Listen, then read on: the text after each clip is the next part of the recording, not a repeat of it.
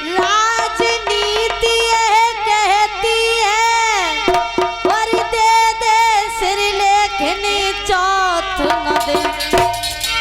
उत्तान पाद बोले रानी, ए राजनीति ये कहती है और दे दे सिर लेकिन चौथ न दे। और नारियां कहा ये करती हैं दे दे मौत पर सौत न दे।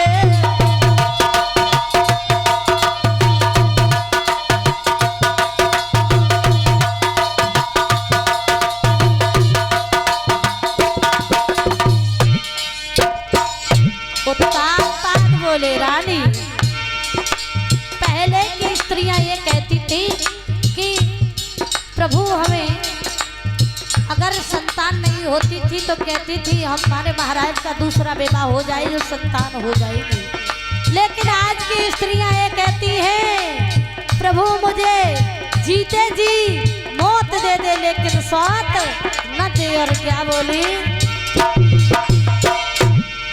उस खेत में पैदावार नहीं जिस खेत में कास होते हैं। क्या बोले, उस खेत में पैदावार नहीं जिस खेत में कास होते हैं। जिस घर में दो होती नानी उस घर के बारे होते हैं।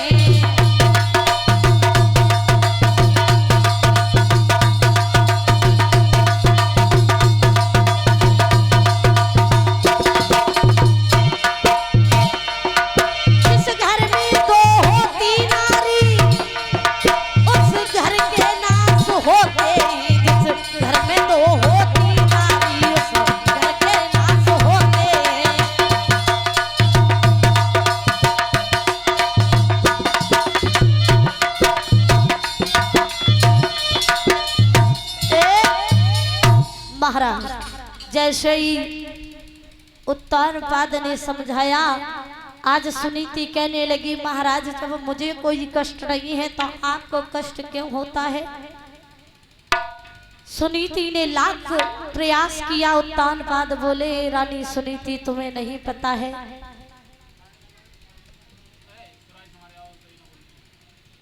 तुम्हें नहीं पता है रानी मान जाओ,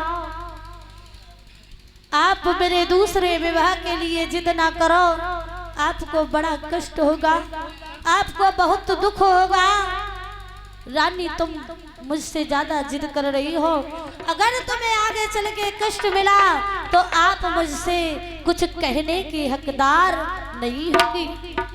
रानी सुनीति कहने लगी महाराज मुझे चाहे कितने भी संकट आ जाएं, चाहे कितनी भी विपदा पड़ जाए, लेकिन मैं आपसे लौट करके कुछ नहीं कहूंगी।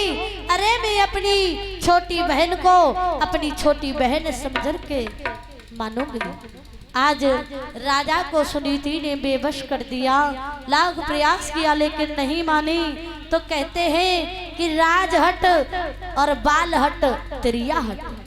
आज रानी सुनीति हट कर जाती है।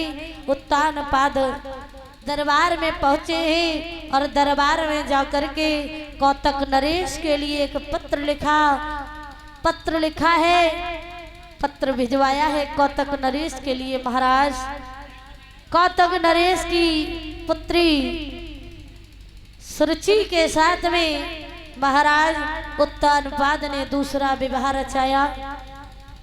विवाह संपूर्ण हुआ। विवाह करने के बाद राजा उत्तान पाद अपने नगर अयोध्या में वापस लौट करके आए हैं अवधपुरी के लिए।